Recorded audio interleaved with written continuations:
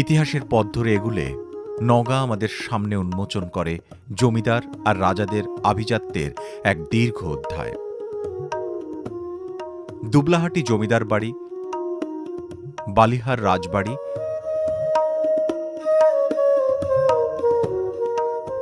আর রানীনগরের রাজবাড়ির সেই বিশাল সিংহদুয়ার আর অলঙ্কৃত অলিন্দগুলো আজও এক সময়ের দাপুটে শাসন এবং জাঁকজমকপূর্ণ জীবনের কথা মনে করিয়ে দেয়।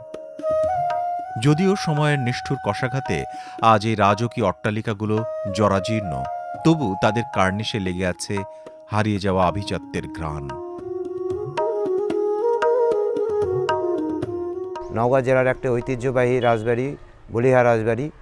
এই রাজরাজেশ্বরী দুর্গা মন্দিরটি 1823 সালে রাজা কৃষ্ণচন্দ্র রায়বাহাদুর এবং রাজা রাজেন্দ্রনাথ রায়বাহাদুর পর্যায়ক্রমে তারা এই বলিহার রাজবাড়িটি নির্মাণ করেন।